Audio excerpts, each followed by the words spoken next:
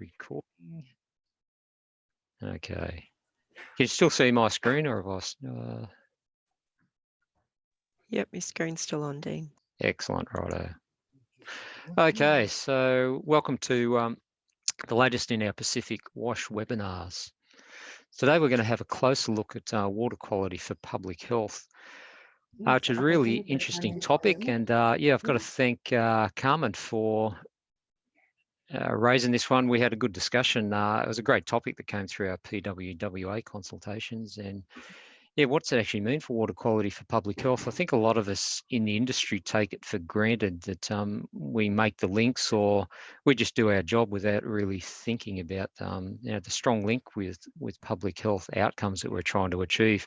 So it's great to explore that today, and it builds on our water safety plans workshop that we had a few workshops ago with Clara. So in a second, I'll hand over to Emma and Lucia to get us underway. And then we'll have Lisa talking about the link between water and public health. Peter will take us through a basic discussion today just on the different treatment and disinfection options that we've got available to us. And we'll do an exercise together to have a look at some raw quality results from different sources that we typically see in the Pacific, and just see how would we apply these different treatment technologies and disinfection to the water sources that we see. And probably more importantly, if it's untreated and undisinfected now and people are happy with the water, how would you actually convince them that something needs to be done? And that'll lead into Clara then. And we've got some guest speakers today from the Cook Islands. So I think it's really topical in the Cook Islands. They're going through this consultation at the moment with the community and discussing the best way to treat and disinfect water. So that's what we're up to today. So there are our speakers, Lisa, Peter and Clara, that we'll be talking to shortly. So public health, yeah, it's interesting looking at definition from WHO that it's the art and science of preventing disease, prolonging life and promoting health. So yeah, when you think about it, certainly water utilities have got a key role to play in that, in preventing disease and prolonging life. That's really the basis for everything we do. I'm really interested in the history of the work that we do. So I'm interested in the Roman times and aqueducts, and a bit of history about Newcastle here. We've got a couple of books that have been written about our organisation, the Hunter Water Board. And as you can see there, that we go back to the 1800s, and there's some quotes out of the books that they faced a sanitary and hygiene crisis of major dimensions back in the 1800s. Poor water supply and abominable sanitation. And what they found back in those days was that there were significant outbreaks of disease, and one was attributed to a major bore, that a well that was supplying the growing city of Newcastle in the 1800s. It was built down on the flat, and it was the city cemetery was built above the well that they were drinking out of, and everyone was wondering why they had outbreaks of disease. So it's not a good idea to have a cemetery in your catchment area. So they instituted the Water Board of Newcastle, and you can see there the Latin motto of the board at the time, and that's roughly translated as for the safety of the citizens. So it's been a long time that people have recognised the strong links between the water industry and public health outcomes. So there's a bit of history there from Newcastle. So I'll now hand over to Emma to introduce us, and then we'll get underway. Thanks, Emma. Thanks so much, Dean, for the introduction. For those of you who don't know me, I'm Emma Veve. I'm Deputy Director General in the Pacific Department here at ADB, based in Manila. Really happy to be here this morning to help kick off this really interesting webinar on a topic that's close to my heart, both water and health being areas that I've worked in previously in the bank. So great to see this topic this morning. So I'd really like to first welcome the utility managers and utility operational staff from across the region.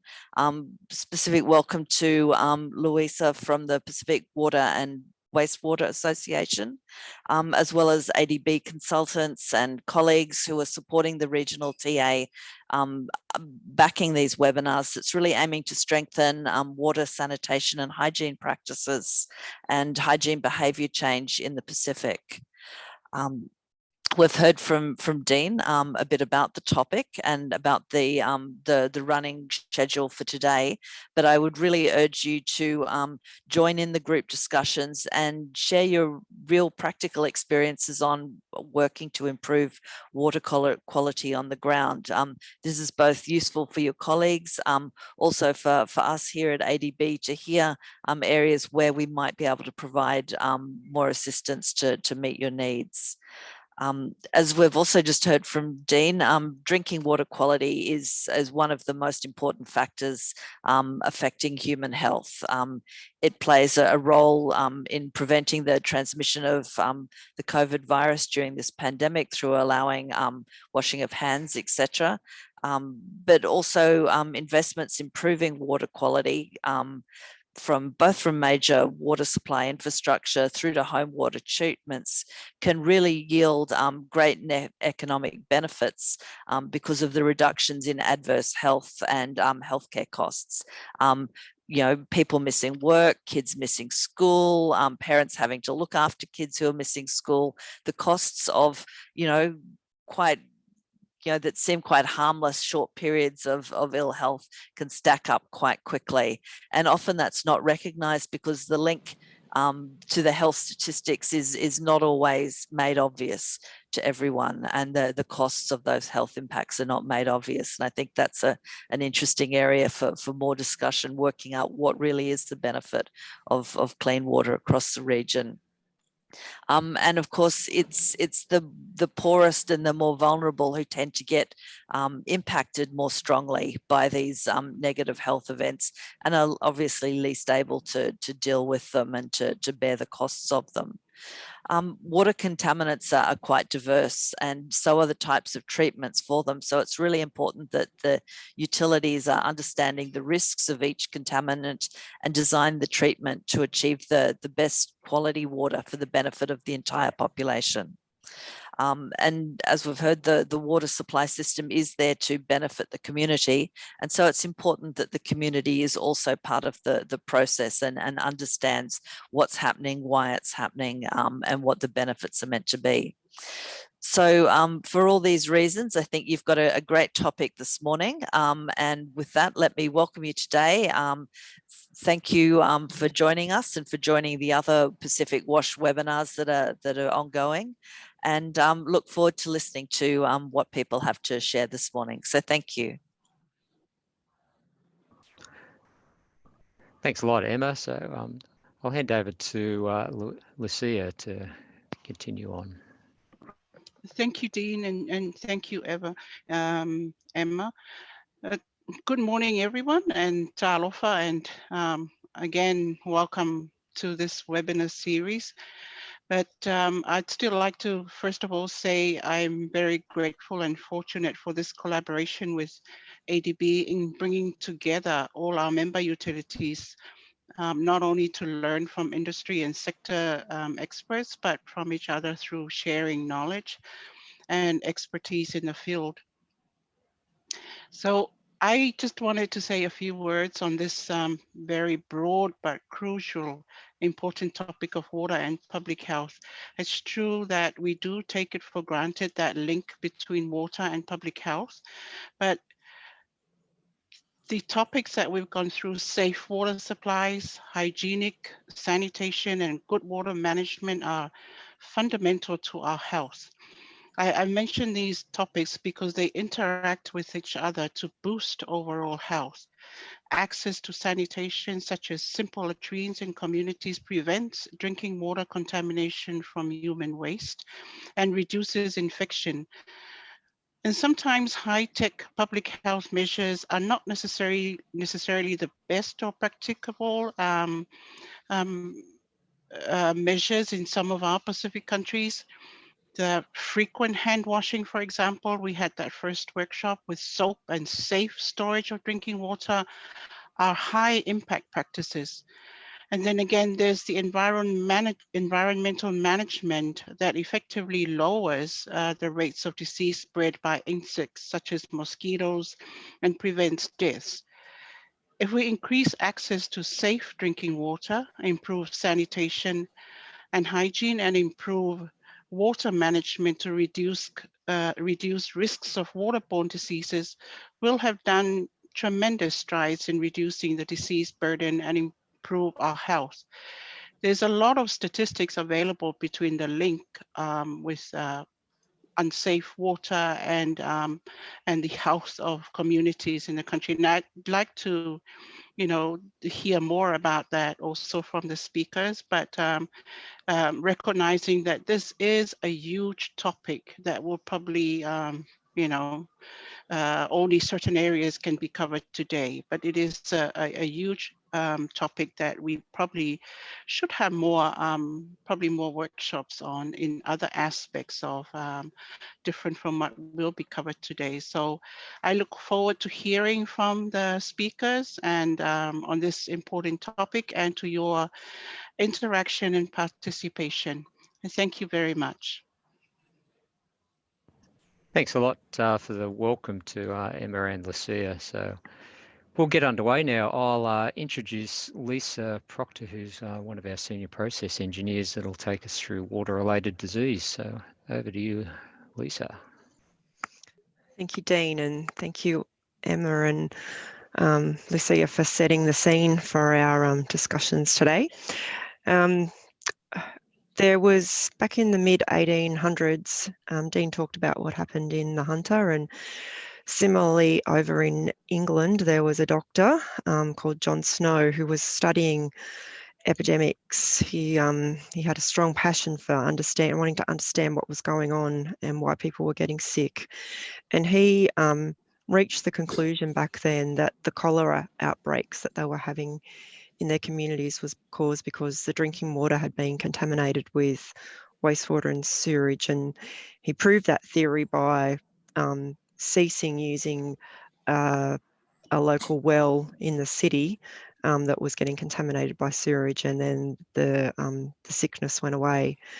And sometime after that, Louis Pasteur was the scientist who actually came to understand the microorganisms that were behind what was causing the sickness from people drinking that contaminated drinking water. So you can see from this diagram that he was trying to understand how people were getting infected. And so, infected people excrete pathogens that cause sickness, and they can contaminate our water sources. And then if people consume that water without it being treated, and they're susceptible to disease, then they can become infected. Can you go to the next slide for me, Dean? Yep.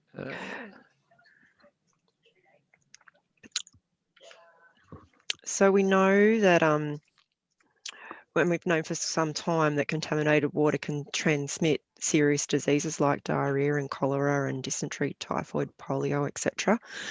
We're going to go into a little bit more detail about some of these pathogens or disease-causing organisms that cause that in a few minutes, but there's two pathogens that have been identified as the, responsible for most cases of diarrhea in a lot of countries, and they are Escherichia coli, or E. coli as it's called, and rotavirus. So E. coli is a bacteria that comes from humans as well as warm-blooded animals such as cattle.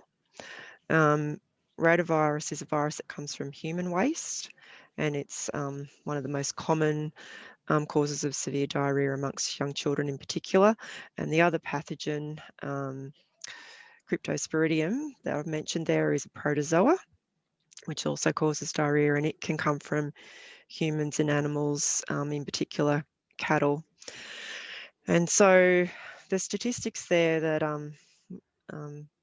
Lucille was alluding to is that there are significant deaths attributable to diarrhea across the world, and that's been linked to significantly the three big things: inadequate drinking water, poor sanitation and poor hygiene practices. And it's estimated that there's almost 830,000 people die annually related to deaths from diarrhea. Thanks, Dean. There's lots more pathogens that exist can exist in water, and I'm not going to go into them. There's a long list. There's at least 20 of them mentioned here. Some of the important things to recognise is that some of these things can be seasonal, and so we do need to understand our water sources and what's happening, say, in wet seasons, or what's happening during different times of the year with agricultural practices. For example, is there calving going on? Because we know that calves have very high loads of cryptosporidium compared to adult cows. There might be settlements in drinking water catchments and bore fields where there's open defecation. Water supply networks can also allow the entry of pathogens. So if reservoirs are not in good condition, they can get birds and other animals entering and recontaminate water that might have been okay earlier on, as well as how people collect water through potentially bulk, container filling stations, etc. So I know you all live in different locations and you've got different issues that you need to consider that's relevant for you. And some of these things can be different and change over time throughout the year.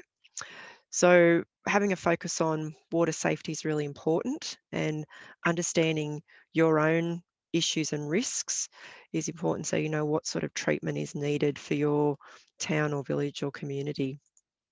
Thanks, Dean. So we know from evidence collected over many years that drinking water quality, if it's improved and sanitation practices are improved, then you get a reduction in waterborne illnesses and death. And these are some of the statistics that have been put together to show that there have been some improvements in sanitation across the Pacific and probably better improvements in access to improved drinking water. I understand that data is quite generalised, and so there's some places are doing really, really well, and others have sort of got some areas to improve. And I guess the good message for all of us is that we can always improve what we do and get better outcomes.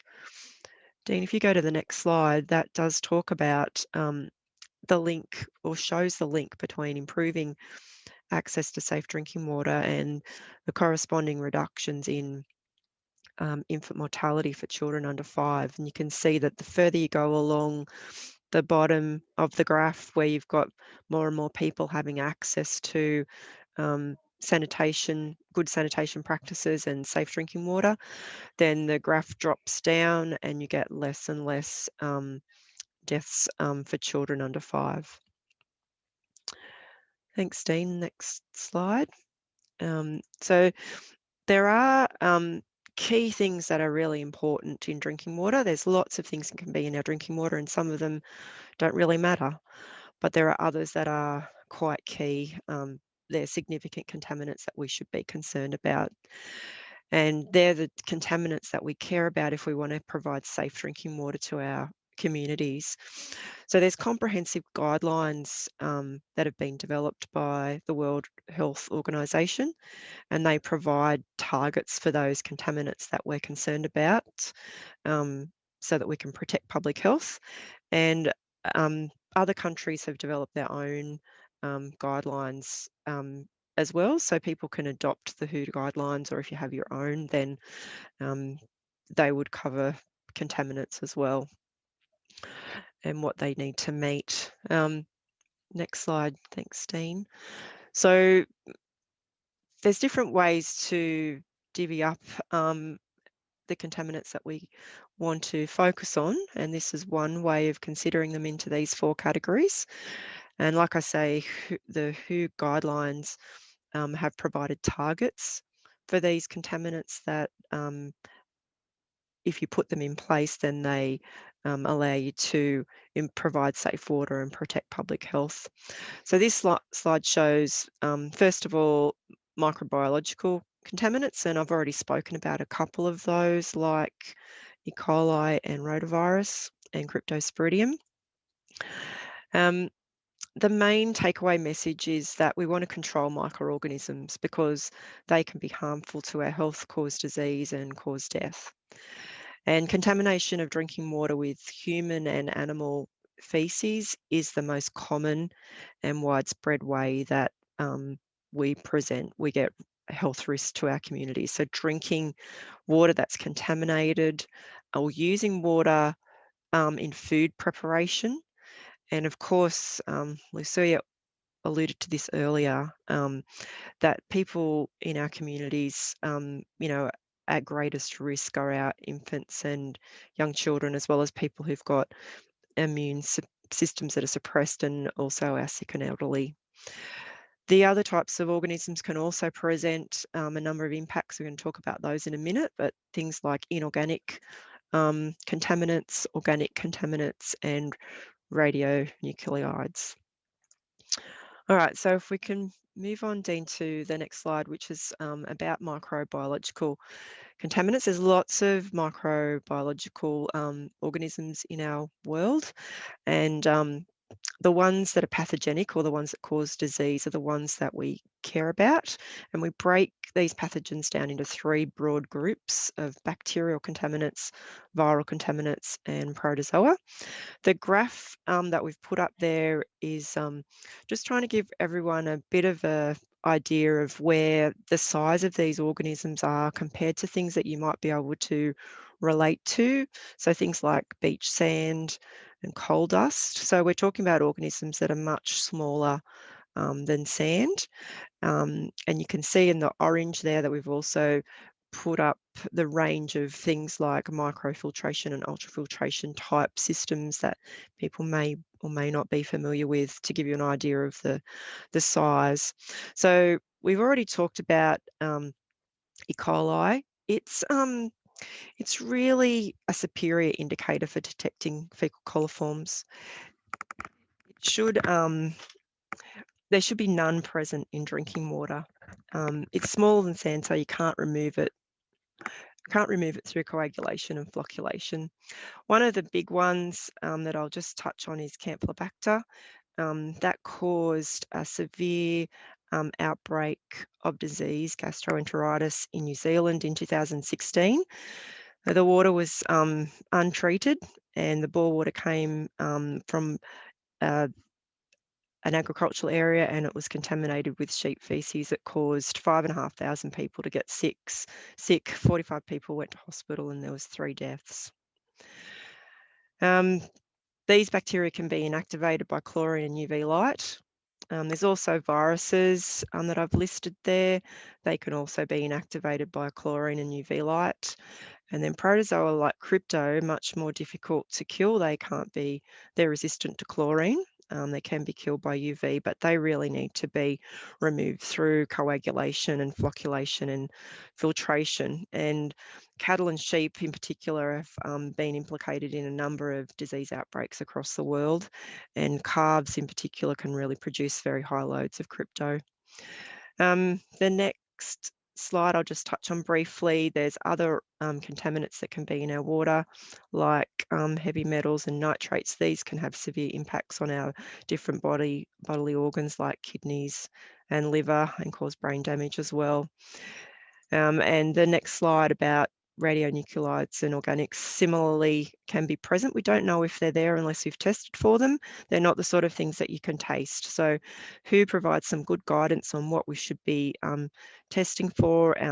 You need to understand your catchments. Have you got mines? Have you got waste disposal? Have you got other areas where these things, agricultural practices, they could be coming from? So the last slide before I pass on is just to wrap up sort of what we've learnt from before around water safety plans and how that links into the stuff we're talking about today. And so you need to understand your catchments to start with. You need to know what could be of concern, what could be in the system. You need to test. And then you need to put in place things to manage those risks of things that you've identified. Monitor as you go and improve as you go. It's something that we can all get better at, that whole continuous improvement process. And if we take that approach, then we can ensure that we provide safe drinking water to our communities. Thanks. Over to Peter.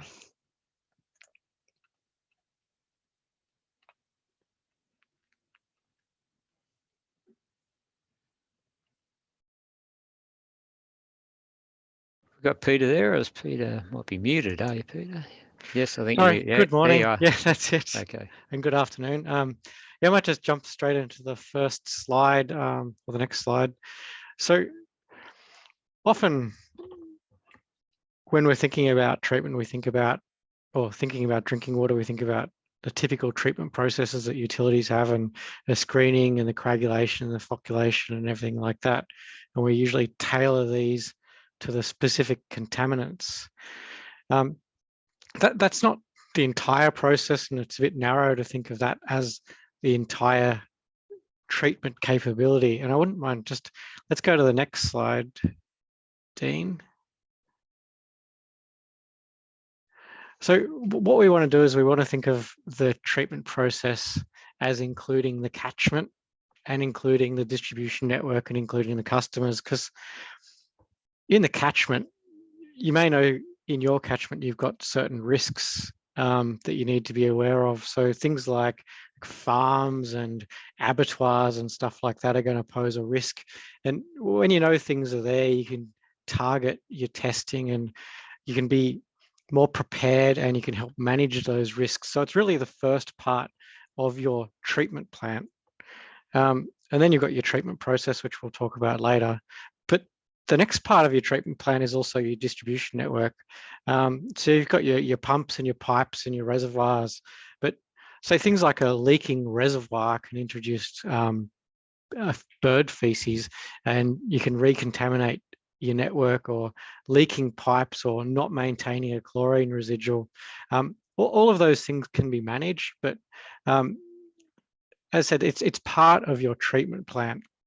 And if there's contamination, then no matter what you do in the first two steps, managing the catchment and managing the treatment, it's not going to help if things get recontaminated. And there's also the customers, how they manage their water. So how they're accepting the water and using the water can pose its own risk. We'll talk about that a bit later in the presentation as well. So I'm just jumping into the next slide, Dean. So we talked about a key part of the treatment is still the treatment process, or how you manage and prepare the water. So for a typical treatment plant, you might see things like the coagulation and flocculation and filtration and sedimentation. So most of those processes are aimed at, we understand, cleaning the water and just making sure that visibly it has a good clarity and it's going to be more acceptable to people, because no one wants to, if you see that water's dirty, you're less likely to want to drink it, of course. But a big part of it as well is to prepare the water to be able to be disinfected. I'll go into that in the next few slides. Just going back to what Lisa mentioned as well about radionuclides and metals, and of course, there's going to be some parts of the treatment plant that aren't just going to be targeted at turbidity removal and solids removal and disinfection. There might be some other things that you need to add, so oxidation and stuff like that, or some specific organics removal. But the key part of the treatment process is still, you are getting rid of solids, but you're really just preparing the water to be effectively disinfected as well. I might just move on to the next slide now, Dean, if you don't mind. So kind of mentioned, and Lisa talked about the different types of bacteria and protozoa and viruses. And I was talking before about the treatment process. So you've got your coagulation, your flocculation, your sedimentation, your filtration. And so it's all just about removing solids and making sure the water's clear. And I did also mention that it's really about preparing the water to make sure that it is suitable for disinfection. And so a big part of this is, if you have some solids, your turbidity and your color in your water, so they can actually shield the bacteria and the viruses and the protozoa. So your chlorine's not going to be as effective, and even UV light is going to be extremely So the UV light's just not going to penetrate through the water and be able to impact the bacteria, the viruses, and the Cryptosporidium. So there's that. Obviously, there's the shielding aspect of it. So as I said, it's not, if the water's not clear, you're not going to be able to disinfect as effectively. But you've also got Giardia and Cryptosporidium and viruses and bacteria. They're very different in their morphology and what they look like and how they're going to respond to the different disinfectants.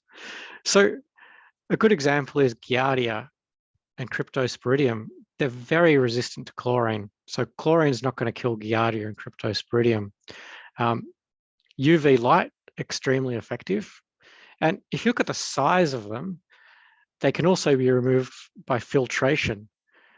But as I said, chlorine's not going to do anything for Giardia and Cryptosporidium. So if there's a risk that they're in the network, if you can identify that risk through your catchment, then it's something that you might need to manage through not just chlorine, just looking at, well, am I filtering it enough?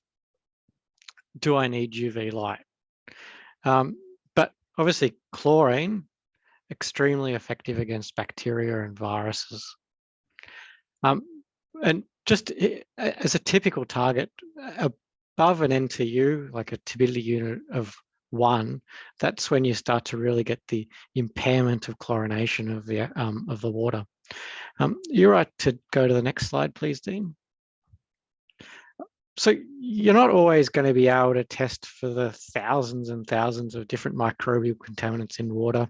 And I said, knowing they're there and the risk management for the catchment, if there's a specific risks, you might know to test for them. But there's also, oh, sorry, do you want me to just jump into, I saw there's a question coming up. So I think I saw a question about contamination in reservoirs. So it's very difficult to, if you've got big water volumes, to disinfect, because it's a large volume, and if it's sitting there for a long period of time, if you did dose it with chlorine, it might not be there for very long, and then you might get recontamination, because obviously larger volumes of water are difficult to protect. If it is an exposed water, of course, you might need to retreat it or refilter it, depending on what contamination might enter the storage. But if it's a smaller water tank, trying to maintain the chlorine residual in the tank is really important.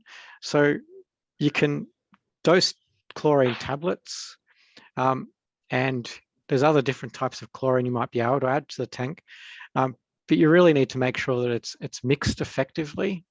And so pumped circulation can be important for that. And you need to monitor it to make sure it is being mixed effectively. So there's obviously, you could overdose chlorine, you wouldn't want to do that. And if you just throw a tablet in the bottom of a tank, it might not mix with the water. So managing how much you keep in the water tank is pretty effective as well, or it needs to be done. I hope that answers that question. So just going back to the microbial indicators, so E. coli, it's a really good indicator that there might be a risk there. So if E. coli is there, well, what else might be there as well? So that's why E. coli is extremely important to go. You can't test for everything. It's not practical. Sometimes you might not be able to test for any types of pathogen, but if you can, E. coli is a good indicator. I might just jump to the next slide if you don't mind, Dean. So we've got a question in the chat box as well, if we can take it. So I'm just, yeah, I think Peter's done that about the water tanks, Vivian, if that's the one. Oh. Yeah. And let me know if I there's did. another, and there's another one from Gina. Yep. Bloodworms, Peter, we got any experience there? No, not specifically in bloodworms. Have you, Dean, or Clara or Lisa? No, not with bloodworms. I'd imagine, like a lot of things, they'd be pretty susceptible to chlorine, wouldn't they? So it's something we'll have a look at that, see if we can get an answer to that as the presentation goes on. Yeah, that's a really good question. So just going back, so why are we disinfecting? So obviously it's the most effective way of ensuring that if there are pathogens, they're either going to be destructed or stopping pathogens getting into the water supply after you've treated it. So really, without disinfection, you're not meeting the key purpose of the water being provided to the community, which is making sure it's safe to drink. You're right, just going to the next slide, please, Dean. About the disinfection processes. Sorry, Dean, you're right to... Yeah, that's it, thanks. So when we're talking about disinfectants, the most common ones that you'll come across are your different types of chlorine, and on larger systems you'll see gas chlorine, and that's, so you can provide free chlorine into the water, and then you've got liquid sodium hypochlorite, or it's basically chlorine in solution, and then you've got other kind of chlorine compounds that you'd use for smaller water catchments like calcium hypochlorite and stuff like that. But they're all about providing them and dosing and mixing them into the water and providing free chlorine. And the other one you're probably seeing a little bit more of is UV disinfection, ultraviolet disinfection. And I mentioned before, both different types of disinfectants are targeting different types of pathogens. So it's really important to think about how effective they are going to be in which situation. Probably less commonly you're seeing chlorine dioxide, and chloramines and ozone, and I think particularly chloramines, they have got their benefits. So when we're talking about disinfection byproducts and chlorine residual, maintaining a chlorine residual, they can be beneficial. But the typical ones and the very effective, of course, ones are the chlorination and UV disinfection. Are you all right to go to the next slide, please, Dean? So we've got our kind of typical chlorine drums here. So it's a very effective disinfectant, chlorine, but I mentioned before, it's going to be effective when the turbidity is less than 1 NTU, but you also need to make sure that you've got enough contact time. If the pH is too high, chlorine's not quite as effective. And if it's really cold, it's not going to work as quickly. So just thinking about your networks, it's just where you're dosing chlorine, is it getting enough contact time? What's the pH? Is the water clear enough? So there's a lot of things that's going to impact on how effective it is. So I've got another question about how long chlorine can remain in the water tank.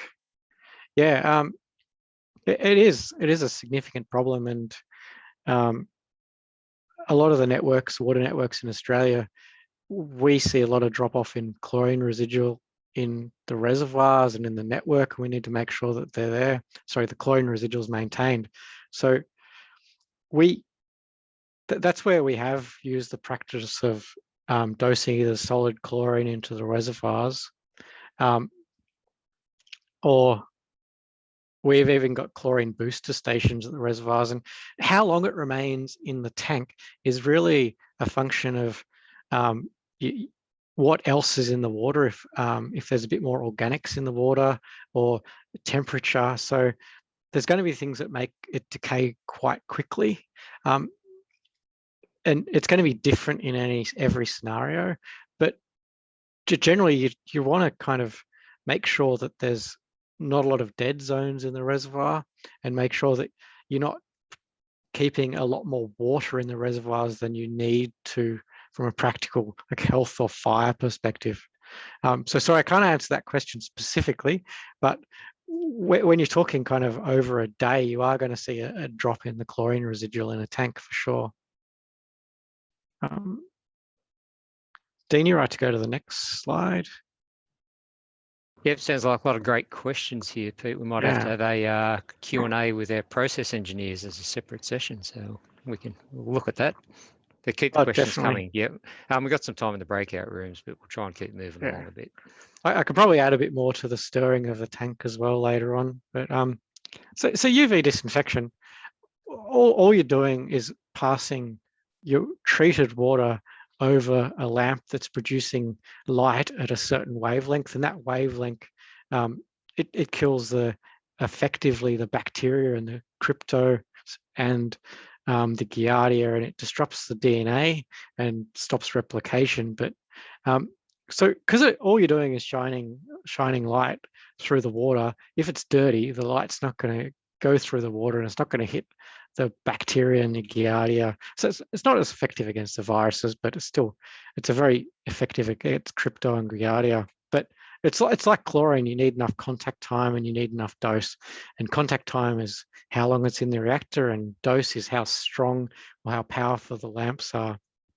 But at the end of the day, UV doesn't provide residual like chlorine in the network. So if you have a main break or a leak into your reservoir, UV at the treatment plant's not going to help with that. So very good at crypto and Giardia. Water needs to be clean, but it's not going to do anything to protect the network. So on the next slide, we've got your kind of, because of course it's not all about treatment plants. There's going to be a lot of raw water sources without treatment. And so what can you do if you haven't got treatment or if you've identified a risk in the catchment? So there's a few things that, of course, in Australia, when we've got an issue with the water quality, there's a boil water alert. So boiling's extremely effective against pathogens, such a high temperature.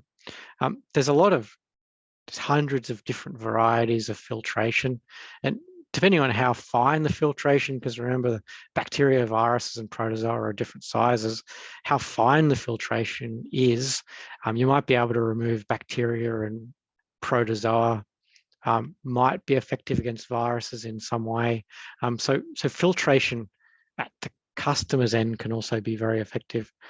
And of course, there's different types of chlorine you can use. So there's chlorine tablets. So if you got a bucket of water or a container of water using different types of chlorine, it's just always important to make sure people are educated on dose, because you don't want it to be overdose chlorine, but you want to dose enough for it to be effective and make sure it's mixed and everything like that. So I've gone through a lot of different kind of treatment technologies and processes, but I think I think just the key is as well, just to go back, that the catchment and trying to understand the risks is extremely important, but understanding that your disinfectant technology needs to be tailored to what pathogens are there is also important. And unless the water is clear, which can be difficult if the water quality is changing all the time, then it can be extremely difficult to have safe drinking water. So we've got another question. Northern Cook Islands. So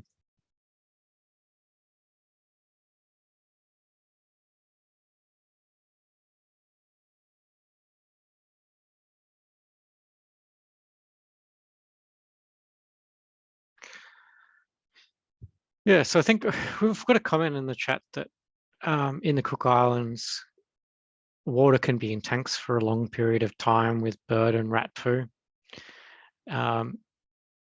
There are some spot tests, but no death from contamination or limited. I think that's a. Deanie, are you all right to have a go at that question? I think that. Yeah, look, I think that's a really interesting point, Tariki. I think, look, we see that in Australia as well, and we try and maintain pretty good chlorine residuals. And you're right, a lot of times, what do they say? The solution to pollution is dilution. So it might be low levels of contaminants. And I think communities can build up some immunity.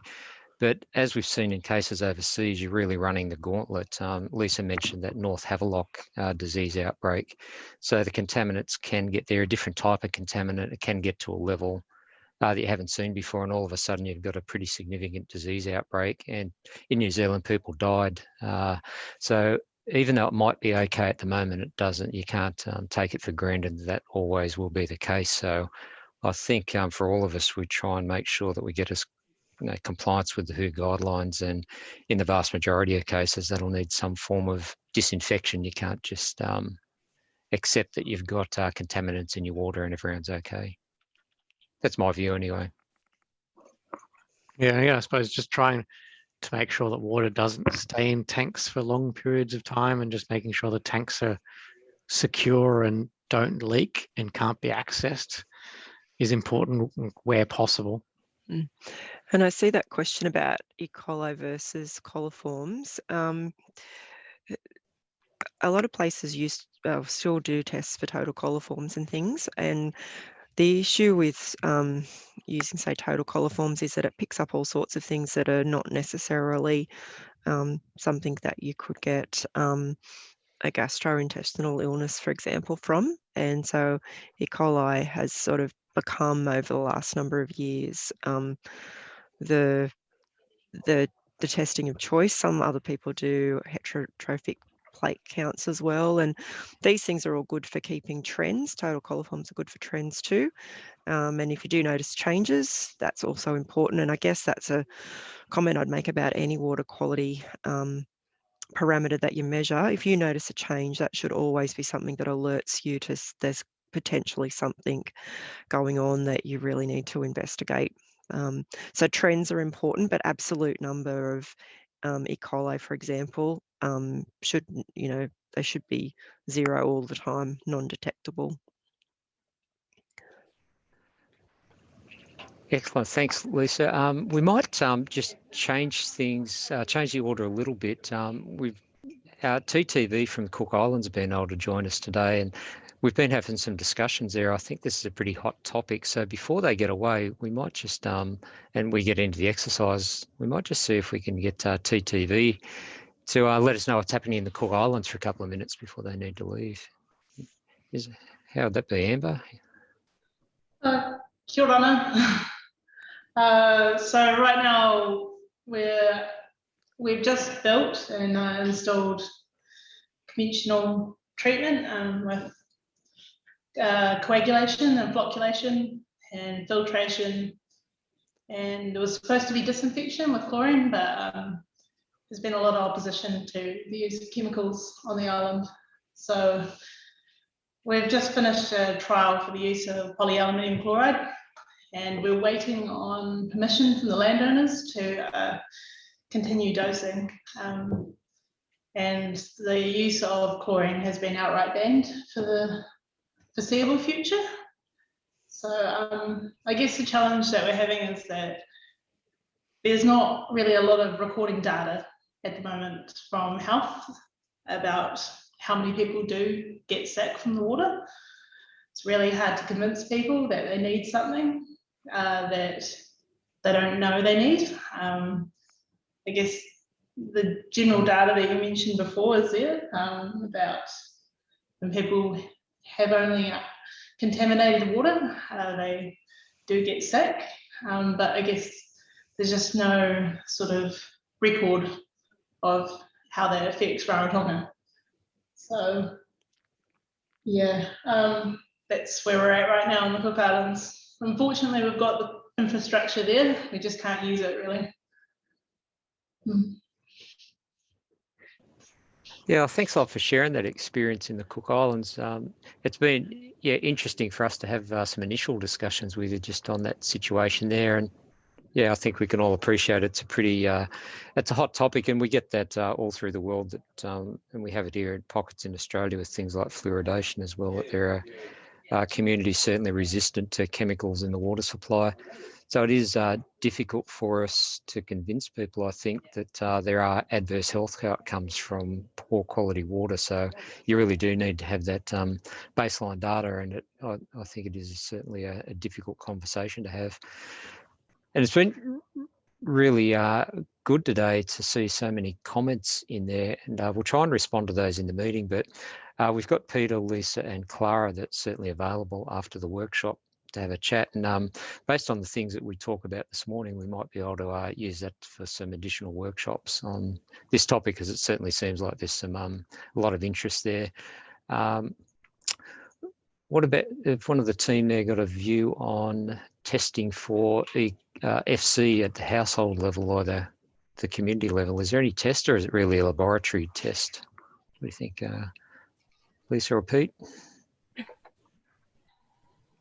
Clara, you might be familiar with something. Yeah. So there are starting to be developed some faster paced testing kits that are coming out, but they're still more laboratory type equipment.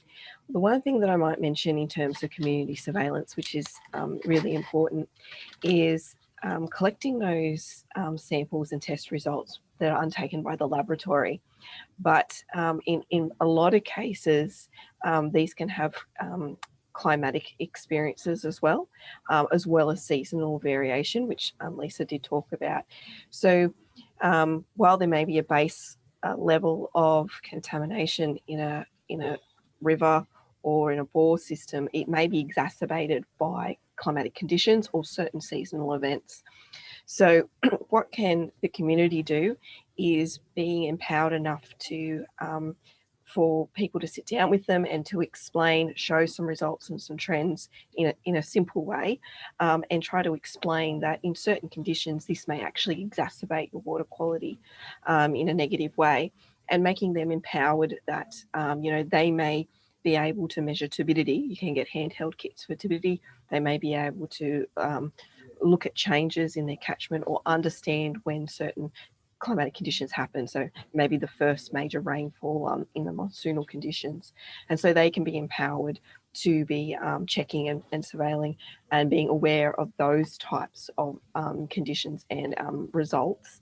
So it's not as accurate as doing obviously a laboratory test, but it does give a level of community surveillance, and they can then help in terms of noticing changes that might happen in their water quality or during those events, to provide feedback to the utility or increasing the level of response from the community. So that may be a boil water. The community puts a self-imposed boil water during a particular event, or feeding back to regional operators. So that can be a very useful way of getting the community part of that program without actually having to just rely on the laboratory results. Hope that answers that question a little bit.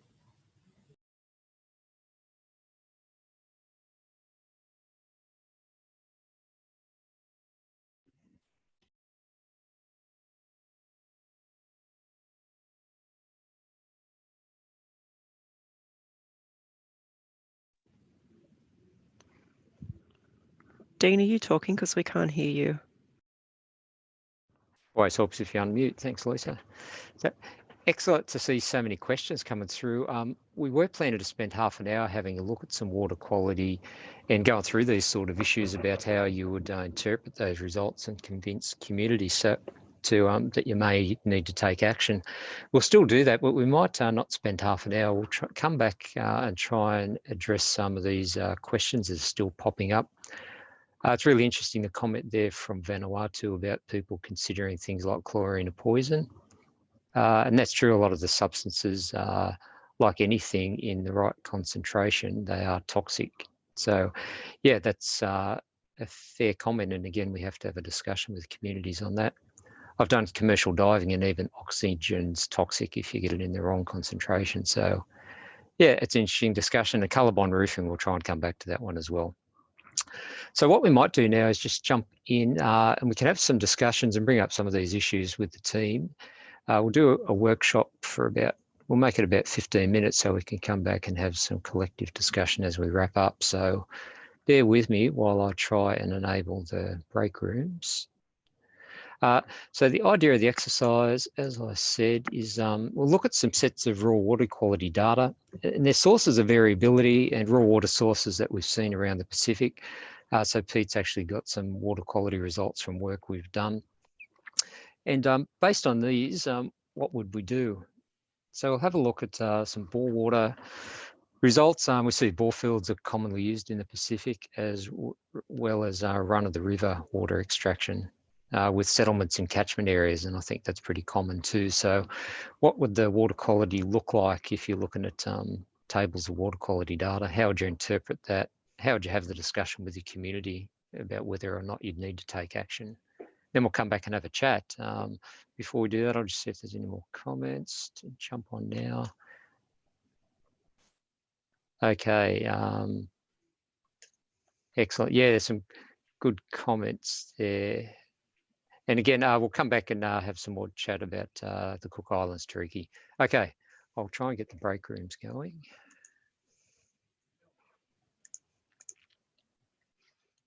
Righto, so bear with us. We'll try and get these working. So Lisa, Clara and Peter will take a break room each, and then we'll come back.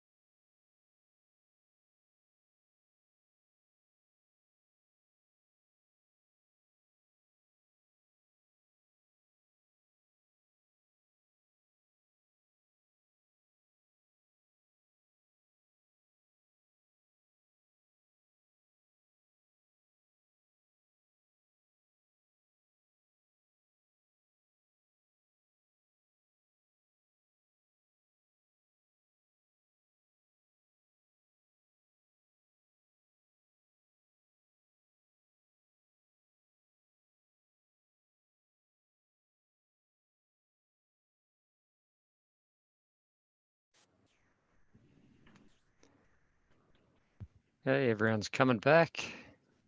We were just getting into the good discussion too, Dean. We might have to pick it up another time, Lisa. There's been a lot of good conversation today. A lot of topics to explore, so I think we'll be back to talk about this again another day. I think these workshop type breakout rooms, that's a really useful way of trying to work through the information as well. So it could also be a way of a potential topic, Dean, is like a workshopping sessions. Yeah. So there's a lot of good, we'll get some good feedback out of today about what to do next on this great topic. So have we got any, I'll share my screen again, that always helps.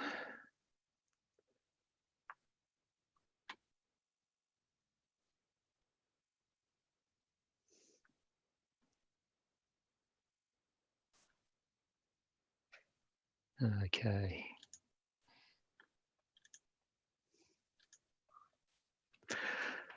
Okay, so what do we have from the breakout rooms? Was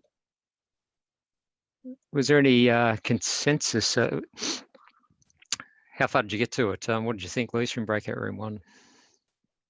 Anyone there that wanted to take it I on? can let someone talk. I think Suzanne had some good things to talk about in terms of a duty of care and framing our discussion sort of with customers around that. And education processes. But yeah, I think we didn't really reach conclusion around the treatment and disinfection, whether it was definitely needed. There's lots of questions about, which I think was helpful. People were trying to understand how could a groundwater have E. coli in it, you know, what could have caused that, you know, so people starting to think more deeply about the things that could be going wrong in their catchments that they need to be protecting for. Yeah, excellent. What about breakout room 2, Clara? Yes, so we had some good discussions. We talked about we mainly focused and allocated our time to the bore water. We ran out a little bit of time. We talked about the impact that, and Fred mentioned it from Vanuatu as well, about how you can have the top of the bore can cause issues and get your surface water infiltrate in, which can contaminate the bore water. How potentially some filtration may help get that bore water down to about the 1 NTU to allow better effective disinfection. And then Tariki did mention about in regards to their systems that can be highly impacted from the rain events. And during those rain events, they put in boil water notices to try to mitigate the contamination that can occur during those rainfall conditions. Excellent. The third group, Pete. There was some really good points in the group about just ability or the need to investigate sources of E. coli in the catchment, and the borehead was identified as well. I just can't remember exactly who it was, but someone's shared there's a community assessment guide that was brought up that helps communities investigate and mitigate water quality issues for community bores. And I think that was a good discussion. Was that, might have Vasidi shared a link with us? Yeah. Yeah. Yes, sorry, yeah. I thought that was a really good, because obviously it's not all, we haven't always got control over the treatment plants, and empowering people to be able to understand the risks. And I think that's a really, because there's a lot of community bores in the Pacific. That's a great point. And there was a bit of a discussion as well about distribution protection and testing to make sure that if you get an E. coli at the end, but it's not coming out of the treatment plant, it's somewhere there in the distribution system, there's an issue, how to kind of chase that down. Excellent. What we might do, it sort of leads into Clara. We've got a few slides left to go just about the community engagement. So I think that's a neat lead in. So we might press on, and we'll come back and wrap up after Clara. Yeah, Dean, how long do I just have? I'll make sure I keep. We've got about 10 minutes 10 to minutes? go, Clara. So you've probably got 5 minutes, and we can wrap up and work out where to go. So Dean, yeah, thank you for the next slide. Yeah, so look, we only have a short period of time. It's a big topic in itself, talking about community engagement. So I wanted to talk through key 3 components about gaining community acceptance of treatment and taking them on that journey. And really it's comprised of 3 major bits, which is engagement, education, and then empowerment. And we've talked about empowering the community a little bit through this presentation to be part of that process and also to take on ongoing responsibilities. These 3 things are reflected in the water safety plan process. And when you're putting your water safety plan, one of those key aspects is really sitting down with the community and talking through with them, which leads to my next slide on engagement. Thanks, team. So community engagement is pretty much the baseline, and it's a really important component to ensuring the success of any project. Once there is a good internal discussion within the utility about the scope of the project, what it's going to involve, it's really important that those internal discussions within the utility are undertaken so that there is, a good clarity before going to the community of what this project is, what might it involve, as well as understanding within the utility of what level of decision making that the community can provide. So once that's sort of been undertaken, then really one of the key first steps before commencing in earnest with a project is then engaging with the community. And this is really important. It's a 2-way process. It's not just sitting down with the community and telling them what will happen.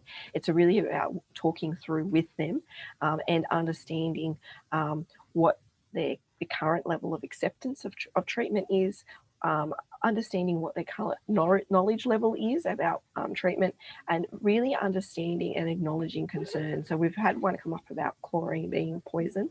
It's really important that we acknowledge that that's a real concern for them, and what they might want to know more about. And we shouldn't assume we know what is their concern, and we shouldn't assume about what they might want to know about. It may not be to do with the treatment. It may be you're going to come in and you may be moving an offtake, and that's a really important offtake for certain reasons. So it's really important to have that 2-way dialogue. And the other is really about using this engagement process to then tailor out the education tools. So it's really talking through, understanding, and then taking that information to then tailor the education tools, which is the next slide, Dean. Oh, going backwards, sorry. So when we tailor our education, we really need to put these programs in place to highlight the key risks and safe practices.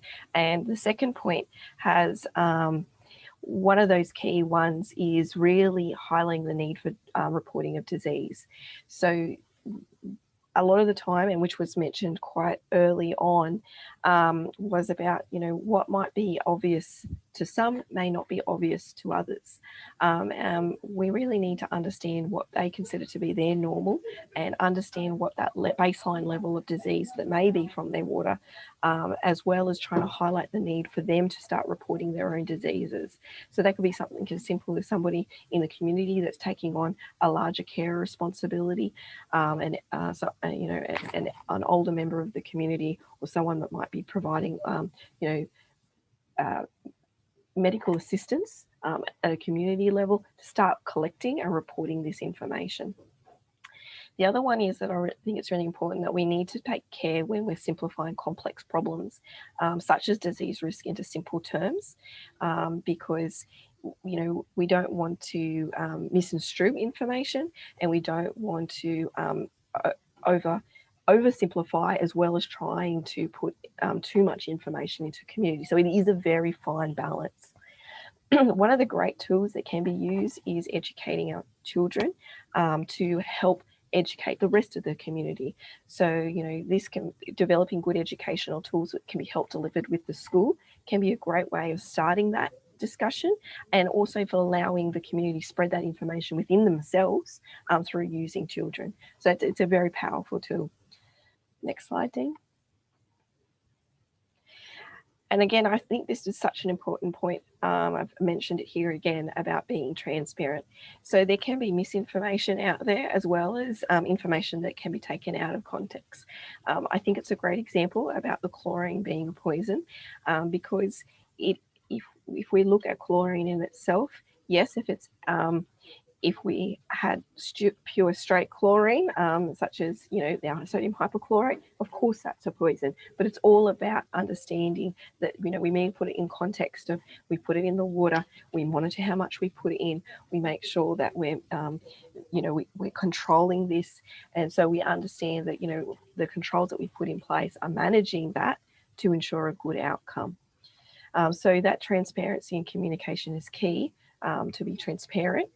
And not to own those risks and concerns and to explain them accurately. Next slide, please, Dean. So once we've gone through that education program and we've, you know, getting the community comfortable and on board, and there is a level of rapport and trust in terms, and that can take an extended period of time. We then need to work on empowering the community to keep this going through the process. And as we mentioned, a lot of the times the community have direct impacts on the water assets, such as bores, or they may also be involved in checking the offtakes or checking the reservoirs or the piping system. So there are plenty of ways that we can empower the community to participate directly or indirectly. As we mentioned, some of these tests, such as the microbiology tests, can really only be undertaken at the laboratory, but there are plenty of ways the community can be involved. So that may be, as we mentioned, checking and making sure if there's any changes, an algae bloom, looking at our assets, doing checks of our assets and plumbing system to make sure that, you know, tanks are sealed, there's no animals that have gotten in. If animal has fallen in, they can then call, they have the right numbers to call. They may be able to give them test kits on turbidity. So it's about working with the community to understand what level they feel comfortable with in participating and being part of that process, and setting up programs that they can feel comfortable and also know how to, you know, call or indicate to the rest of the utility about information that may that help in protecting water safety.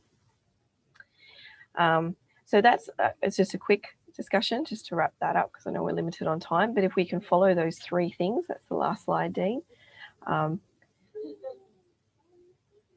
that it's really that's really the whole purpose of that whole community engagement, from starting engagement, starting education, and then ending with empowerment, but continuing obviously that cycle through. We want the whole community to have greater control and confidence in the water treatment that is happening on their water supply system. Thanks, Dean. Now, I noticed there is about Indigenous knowledge, and I think one of the key things in there is that elders within our communities have a good long-term knowledge that is also can be passed on, that's quite critical. So just to address that is, you know, a lot of these Indigenous communities and elders within those communities can understand the water supply system and events that may have happened that may even go back, that may be relatively rare and maybe go back a generation or two, have been captured. And it's really important we take the time to talk to them about those events that may happen seasonally, but also over the longer term, to try to capture that information that, yes, this may have actually occurred. It's fairly rare, but this has happened in our water supply system, as well as their management tools that they've put in place for managing their own systems over time, and how that can be, the community can continue with that, or the utility may be able to enhance on that as well. So just a little bit of address to some of that area in the chat. Thanks, Dean. Thanks, Clara. We've heard from our TTV earlier in our presentation, but I just thought I'd jump in. We're starting to run out of time now, but Tariki had a question that he put to everyone about coagulation. Are there examples from other countries that have used it to clean water, and how do you deal with disposing of the sludge? So I understand that's a really sensitive issue in the Cook Islands at the moment. So if anyone's got any experience to share with Tariki, I'm sure he'd love to hear from you on that one. That's something we can follow up with you as well, Tariki. But yeah, I really understand that it'd be a sensitive issue on the smaller islands, pristine environments there. So if anyone's got any experience, feel free to reach out there. There's been a lot of great comments there. We'll go through them after this meeting today, and there'll be some other things we'll have to get back on the issue of bloodworms and the like. So we'll provide some more information. So we're sort of running out of time today. So now there's I think we've had plenty of discussion as we've gone through today, so it's been great to get all your comments, and hopefully we've addressed most of those as we've gone through. In my mind, it's really raised a lot of questions, and I think there's a really interesting topic, and there's a lot of ways we could go with this, and I think certainly worthy of some follow-up. So I'd really love to hear from you.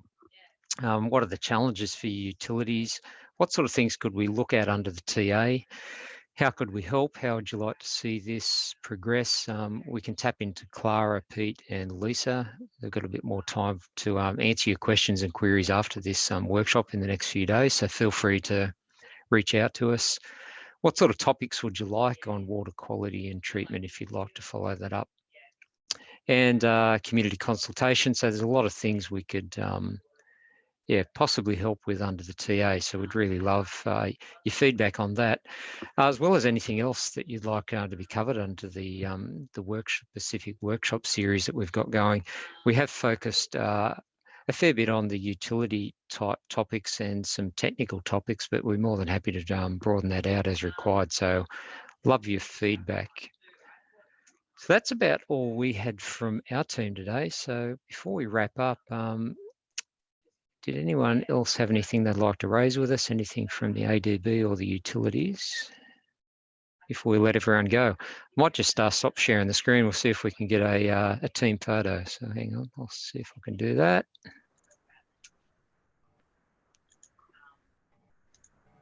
Everyone want to turn the camera on for a minute? We'll try and get a photo.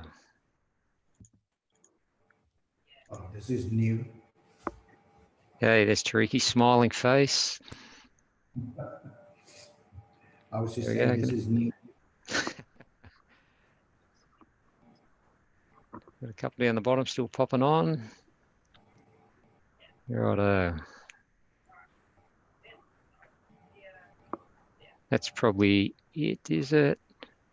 Yeah, we'll try and get a screenshot there. Make sure I'm on the right screen. Beautiful. Got it. Okay, well, thanks a lot, everyone. We'll leave it there. I'm sure the team are happy if anyone wants to stay on with questions. You've got our email address. Feel free to reach out, and we'd certainly love to hear from you about where to take this one or any other topics. And we'll be in touch in the next couple of weeks as we start to plan the next workshop in our series. So thanks for joining us. And yeah, have a good day. And yeah, we'll talk again soon. Thanks, everyone. Thanks, bye. Thanks, everyone. Bye, nice to see you. Bye, Thanks, everyone. Cheers. Thank you. Have Thank great you. days.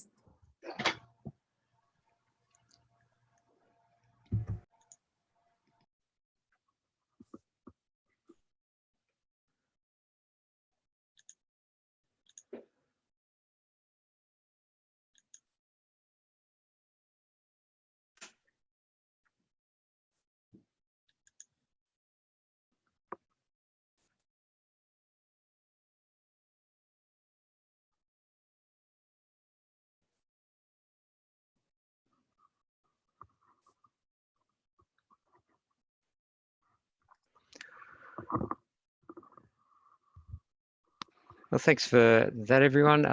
Thanks, Lucia. Thanks for your Dean. words. Yeah, so we'd be. And yeah, and nice to see you again, Lisa. It's been a while since we met. And Clara, hi. Yeah. Hi, how you Anyway, doing? good, good. Yeah, Thank so you, we- everybody. Yeah, we'd love to hear Yeah. any feedback you've got, Lucia, on. I think that, yeah, there's a lot of comments on that. I know. Yeah, Yes, that was which is pretty good. interesting.